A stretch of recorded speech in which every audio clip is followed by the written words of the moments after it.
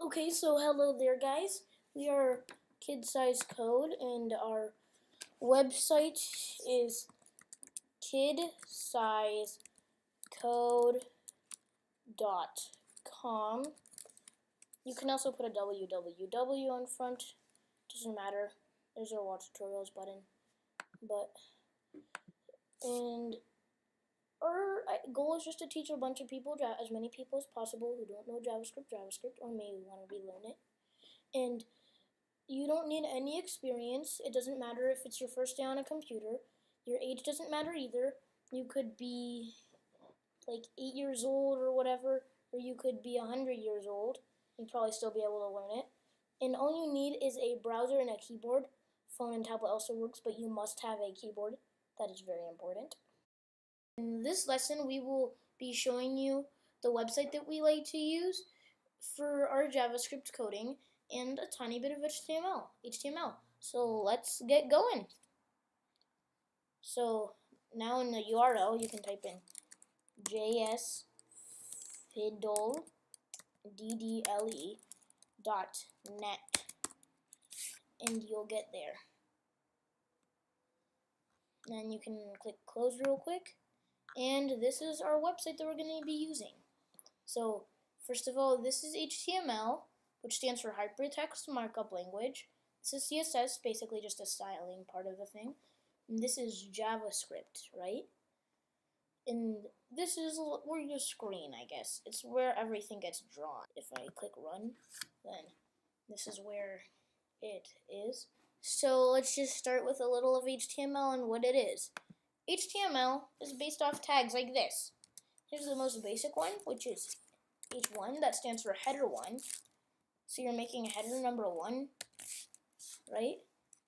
And then here's your, it's just a header. And there's H1, H2, like header 1, header 2, header 3, header 4, header 5, and header 6. I'm only going to be showing you headers 1, 2, and 3 because it takes too long. But anyway, let's get into this. So, let's say I wanted header 1 to be my name is Sebastian, which is actually true. So save fiddle, then you just do save fiddle and run, and it runs it. And then if you add something new, then you can click update, and it gives you your new version. It has everything that you've done in there. And if you're gonna wanna use it again, then you should copy and paste it into something like Google Docs or whatever. And it works like this. If you just search it up, then it'll get you to your latest version, but you have to make sure it's the latest version. So anyway, there's H1, right? And there's H2, which is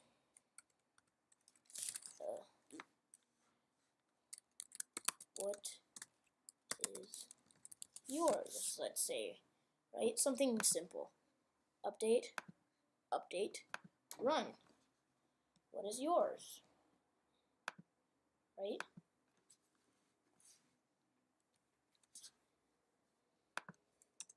Then there's H3, right? Which is my name is Bob.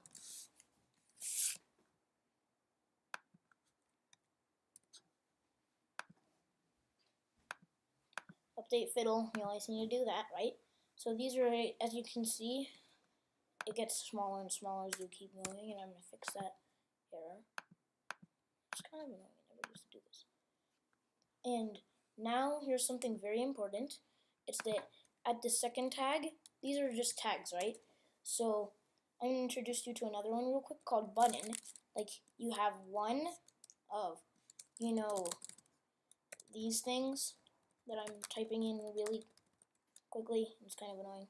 You need to have one of those at the beginning. You need to type in what it is. So it's like, if this is a button, is the one I'm going to teach you next. So, and then you always have to have another one of them.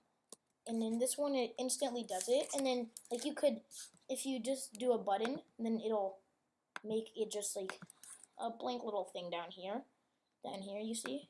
You can click it, and right, it's a button.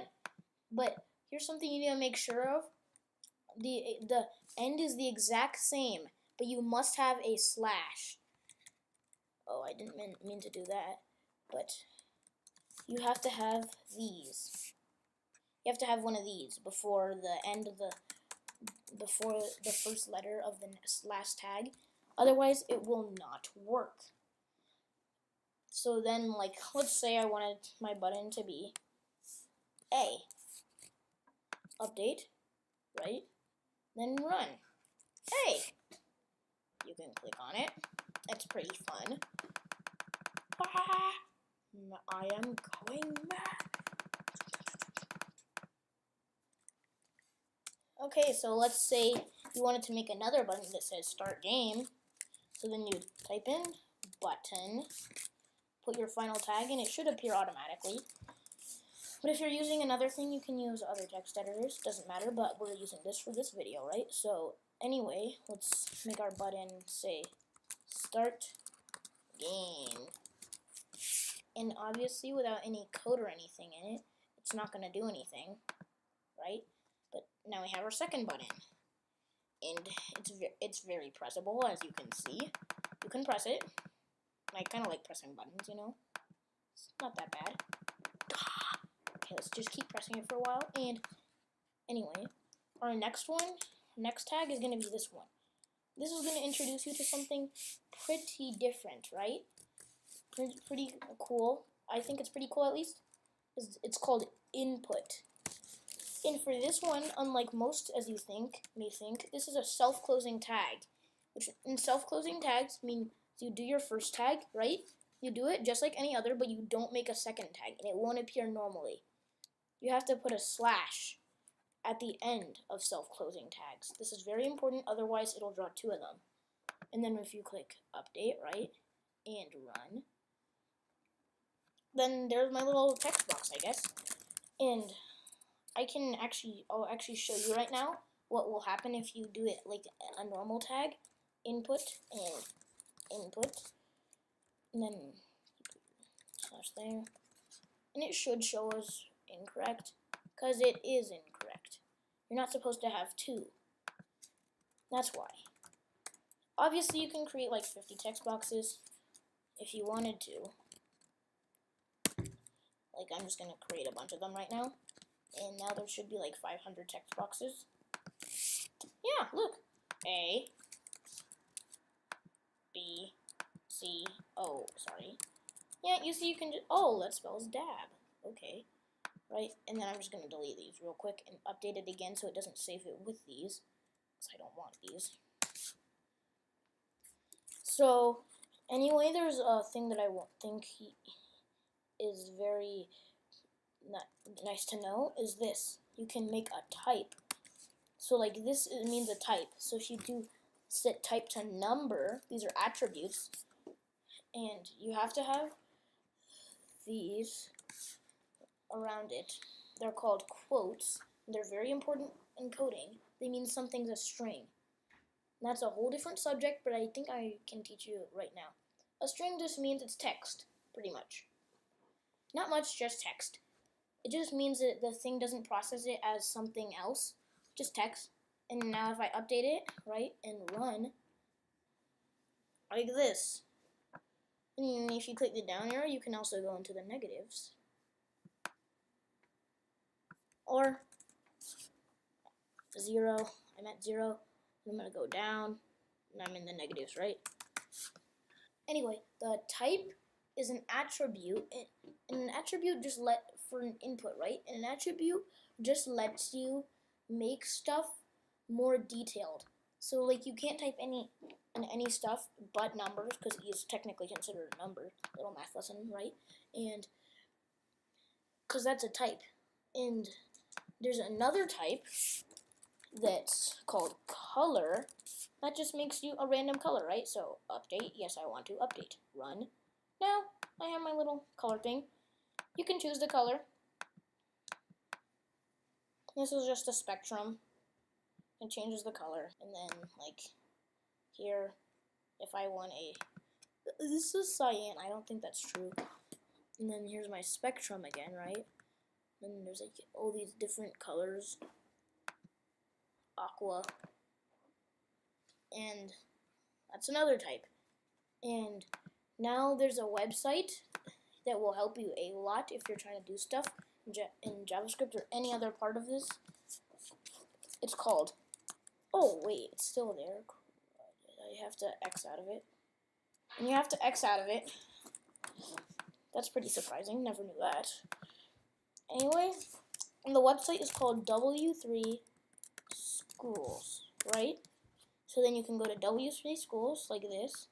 But if you searched up something like this, W3 like this, input, and then it has all your inputs, right? Input tag, input, and it's just everything. And there's probably attributes somewhere here. Attributes, except, align, and then there's the one all the way down here. All the different types. You can say type equals, and then in the thing, button, checkbox, color, date, time, local, password, radio. And I actually kind of curious about this, so I'm going to try the password one.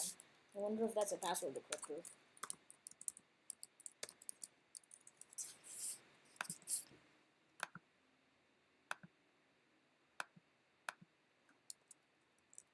Oh, that is awesome. So, and that's about it.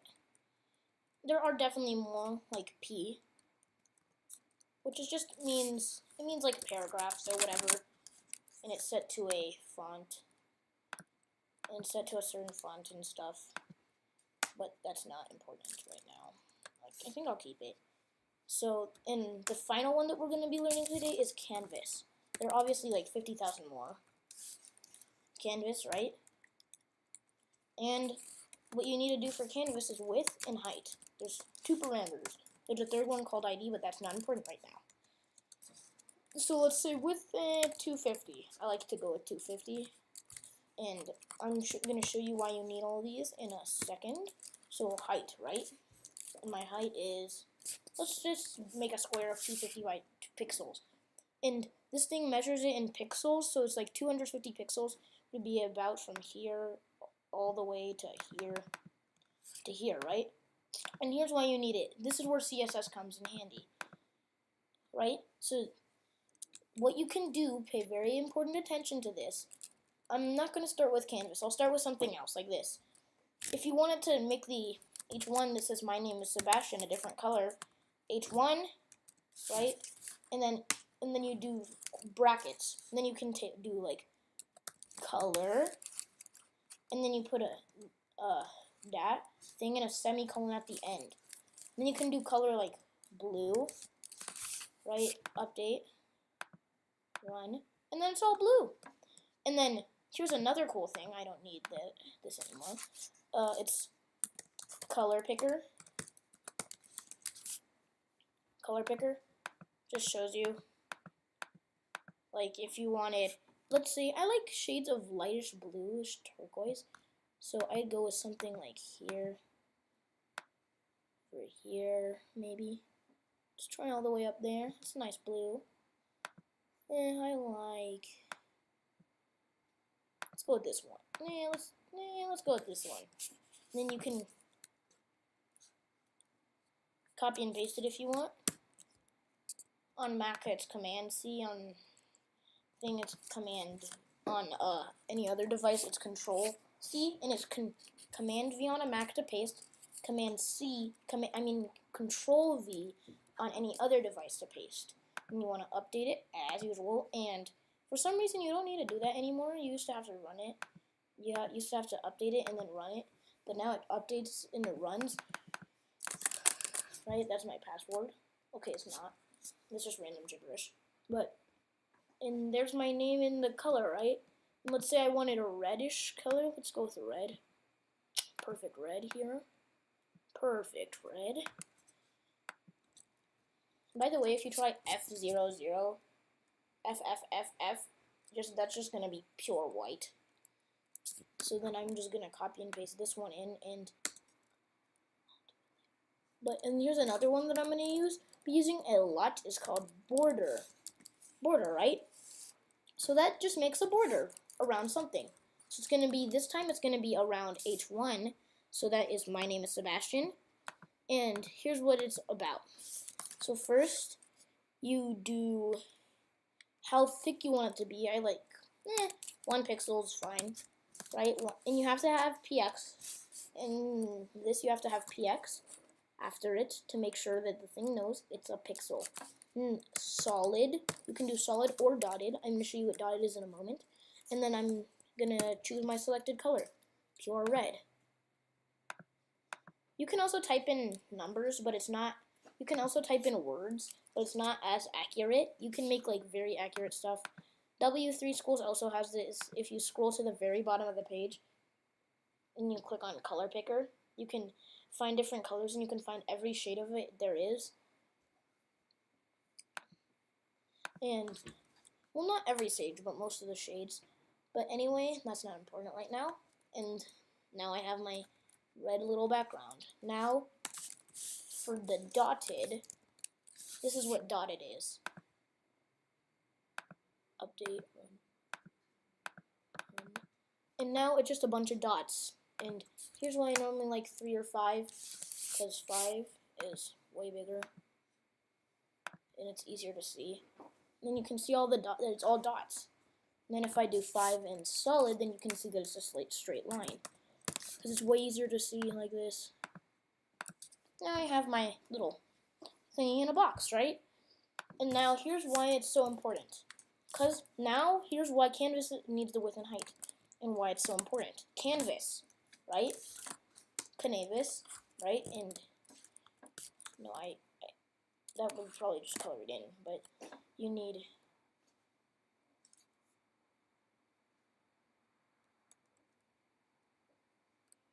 you can make your border around a canvas, and here's where the width and height comes in. Let's do 5 pixels again because it's not that bad of a thing. 5 pixels. Let's see. Dotted. Say like dotted. It looks way better. There's nothing cool about solid. There's not as much cool, at least. And anyway, our shade will be blue. Blue, right? And you don't need any quotes around this or anything. Now, here's our little canvas down here. I think you can scroll down. Nope, you have to extend it. And quick recap on what we learned today. We learned a bit of CSS. There's way more out there to learn. We learned about W3 Schools. We learned about the color picker. It's on W3 Schools and the one that's just available with Google or any browser. And we also learned a bit of HTML. Quick reminder, and please don't forget this, it stands for Hypertext Markup Language. And if we're going too fast or something's complicated or you want to know something, then please leave below in the comments. Leave a like, subscribe. Thank you. And thanks for watching. Bye.